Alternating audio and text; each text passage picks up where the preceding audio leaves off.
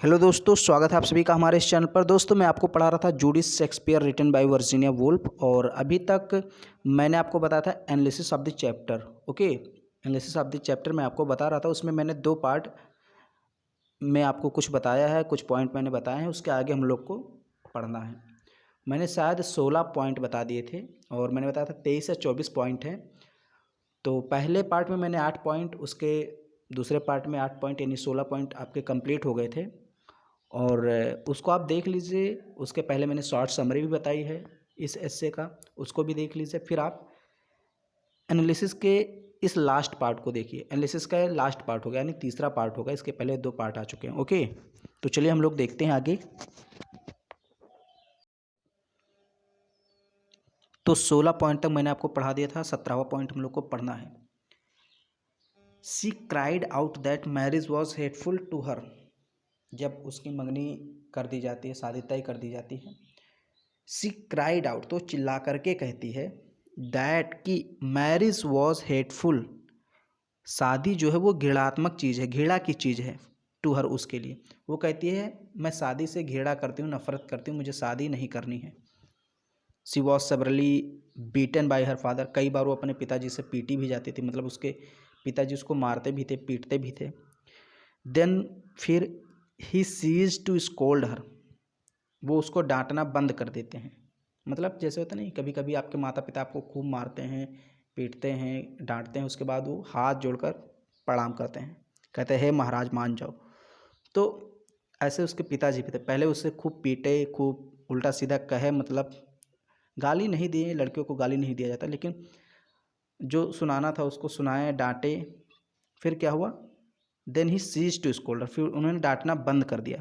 ही bagged हर, वे उससे कहने लगे, मांगने लगे, नॉट टू सेम हिम, कि मुझे शर्मिंदा मत करो, डिसऑनर हिम, मेरी बेइज्जती मत करो, इज्जत मेरी अब तुम्हारे ही हाथ में है बेटी, बचा लो मेरी इज्जत को, एंड हर्ट हिम, और मुझे चोट मत पहुंचाओ,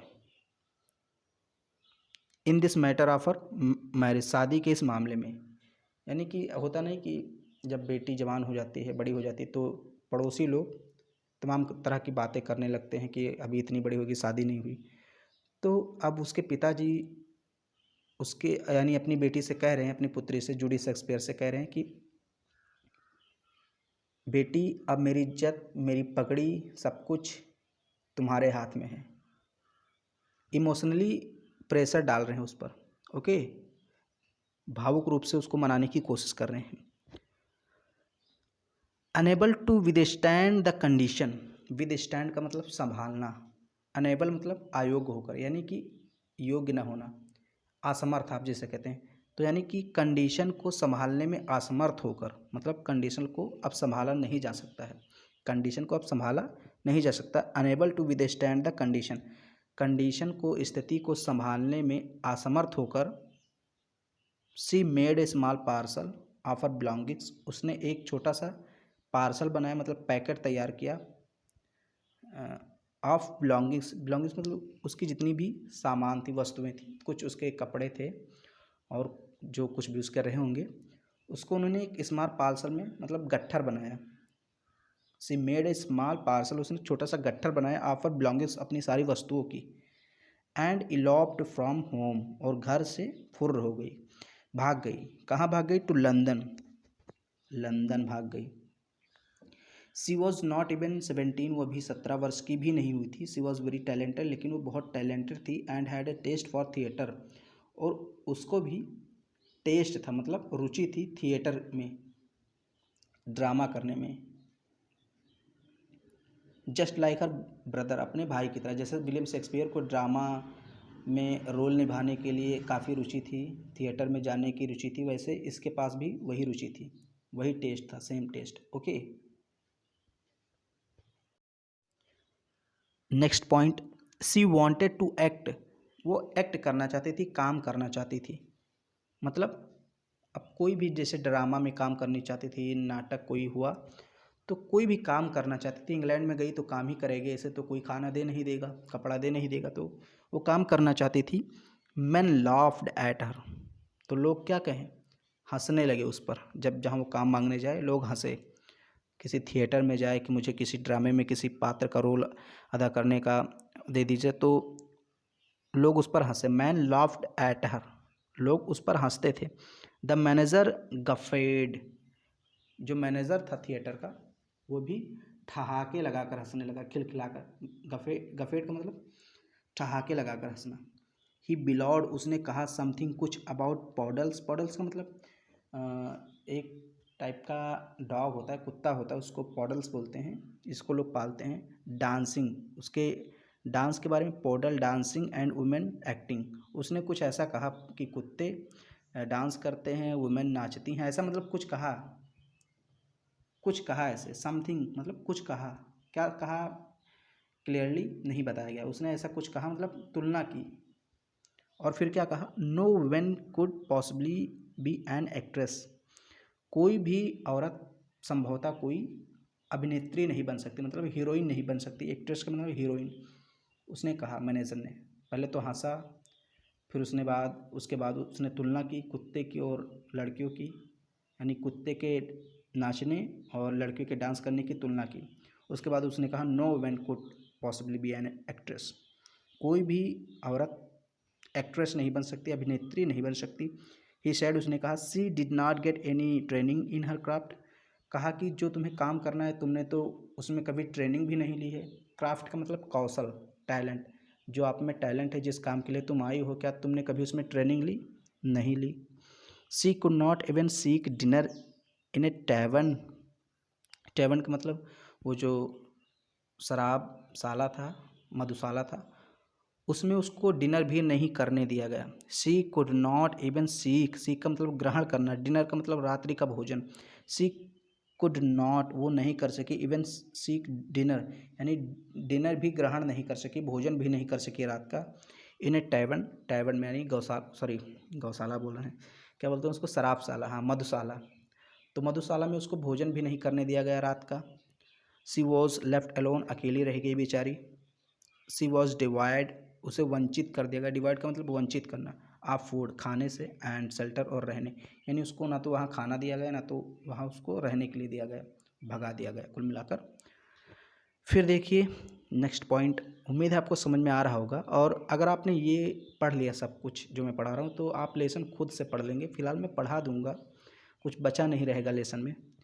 the manager laughed at the very idea of women acting, जब जूडी शेक्सपियर जाती है दूसरे मैनेजर के पास और अपना विचार रखती है कि मैं एक्टिंग करूंगी, तो मैनेजर लाफ्स, मैनेजर हंसता है, एट द वेरी आइडिया, ठीक उसी विचार पर ऑफ ए वुमेन के एक्टिंग, यानी एक्टिंग करने के, क्योंकि वही विचारे जाती है फिर दूसरे मैनेजर के पास रखती है, तो मैनेजर फिर हंसता है, दूसरा मैनेजर भी हंसता है। He finds it awkward, manager को बहुत आकवर्ड, भद्दा लगता है कि ये क्या अजीब बात कर रही हो, तुम एक्टिंग करोगी, लड़की होकर एक्टिंग करोगी, एंड डिस्गस्टिंग, और बड़ी घृणात्मक चीज़ थी। कहती बहुत बुरी बात कर रही हो तुम। इट मस्ट बी रिमेंबर्ड, आपको याद रखना चाहिए, दैट की इन शेक्सपियर टाइम, शेक्सपियर के समय में women's role was acted by young boys, जो औरतों का रोल था वो कौन करते थे? यंग बॉय, यानी जवान लड़के, नवयुवक लड़के करते थे। शेक्सपियर के समय में लड़कियों को नाटक में नहीं शामिल किया जाता था। इवन जो लड़कियों का रोल है, मान लीजिए कहीं लड़की का रोल आ गया तो उसको भी लड़के ही करते थे, लड़के लड़की बन करके करते थे।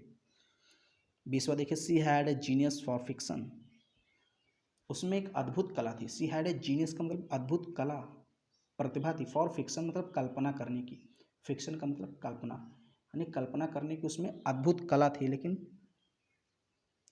उजागर नहीं कर पाई। फिर देखिए 21, देन उसके बाद सी लॉन्ग टू राइट, उसने लिखना शुरू कर दिया, उसने इच्छा व्यक्त की कि हम कुछ लिखेंगे। About the lifes of man and women, लोगों के बारे में, यानी आदमी और औरतों के बारे में कुछ मैं लिखूंगी, उनके जीवन शैली के बारे में कुछ लिखूंगी, उसने प्रयास किया। इच्छा व्यक्त की, लॉन्ग का मतलब चाहना या इच्छा व्यक्त करना, तो उसने इच्छा व्यक्त की कि मैं लोगों के बारे में, उनके जीवन के बारे में लिखूंगी। And their ways of life around her, और उनके जो तौर तरीके हैं उसके बारे में भी लिखूंगी, जीवन में जो उनके तौर तरीके हैं, उसके आसपास के जो लोग हैं उनके तौर तरीके जो हैं उनके बारे में भी लिखूंगी। She was very young, looked exactly like Shakespeare with the same grey I and rounded brown. She was very young, बहुत यंग थी, नौजवान।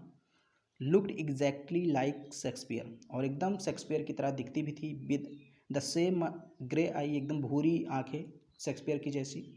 एंड राउंडेड ब्राउन, और उसका जो ब्राउन था वो भी राउंडेड घूमा हुआ था, मतलब जो उसकी भौं थी वो भी घूमी हुई थी एकदम वैसे शेक्सपियर के जैसे, सब कुछ मिलता था शेक्सपियर के जैसा। 23वां देखिए, फाइनली अंत में निक ग्रीन द एक्टर मैनेजर, जो कि एक्टर मैनेजर था, टू पिटी, दया दिखाता है, ऑन हर, उस पर। अंत में एक मैनेजर यानी एक थिएटर का मैनेजर उस पर दया दिखाता है, जिसका नाम क्या था, इसको नाम को याद रखना, निक ग्रीन। वो दया दिखाता है। She was sexually abused by him, लेकिन उसका शोषण किया जाता है, सेक्सुअली अब्यूज्ड बाय हिम, मतलब उसको प्रेग्नेंट कर दिया जाता है। ओके, अनैतिक कार्य उसके साथ किया जाता है, वहाँ भी उसका शोषण होता है। She found herself with his child, उसे मालूम पड़ता है कि उसको एक बच्चा होने वाला है, ओके, कि वो अब प्रेग्नेंट है। Unable to cope up with the situation, अब इस सिचुएशन से तंग आकर के, इसको संभालने में असमर्थ होकर के, सी किल्ड हरसेल्फ, स्वयं को मार देती है, आत्महत्या कर लेती है। एंड वॉज बरीड समवेयर, और कहीं उसको दफना दिया जाता है। As an insignificant character, insignificant character मतलब अमहत्व वाले कैरेक्टर के रूप में, मतलब उसका कोई महत्व नहीं था, एक प्रकार से ऐसे कहीं दफना दिया गया। This would be the plight of a women in Shakespeare's day, ये दशा थी, ये कंडीशन, ये स्थिति थी उस समय शेक्सपियर के दिनों में। हु हैड शेक्सपियर जीनियस, जिसने शेक्सपियर को जीनियस बना दिया था। शेक्सपियर उसमें महान क्यों बने, क्योंकि ये दशा थी, मतलब कोई लड़की आगे जा ही नहीं सकती थी। अगर वो लड़की जूडिथ शेक्सपियर आगे जाती तो शायद आज शेक्सपियर का उतना नाम ना होता जितना कि है, क्योंकि जूडिथ शेक्सपियर का भी नाम होता तो श्योर है कि इनका जो नाम है थोड़ा कम हो जाता। तो यही वो चीज़ थी, यानी कि उस समय लड़कियों का आगे ना जाना, उनको अवसर ना दिया जाना, यही वो चीज़ थी जिसने शेक्सपियर को शेक्सपियर बना दिया। ओके, शेक्सपियर्स डे मतलब शेक्सपियर के दिनों में, उस समय शेक्सपियर का जब काल था उस समय लड़कियों की दशा ऐसी ही थी। This would be the plight of women, औरतों की दशा कुछ ऐसी ही थी इन शेक्सपियर्स डे, शेक्सपियर के ज़माने में। हु हैड शेक्सपियर जीनियस, जिसने शेक्सपियर को शेक्सपियर से जीनियस बना दिया। तो उम्मीद है आपको पसंद आया होगा। पूरा का पूरा मैंने एनालिसिस ऑफ द चैप्टर पढ़ाया आपको, एक एक पॉइंट आपको बता दिया, जो इससे था उसको कम्प्लीटली मैंने आपको बताया। और अब आप अगर चाहें खुद से तो पढ़ सकते हैं, अब आपको कोई प्रॉब्लम नहीं होगी चैप्टर को पढ़ने में, लेकिन मैं फिर भी पढ़ा दूंगा अगर मौका मिला मुझे तो।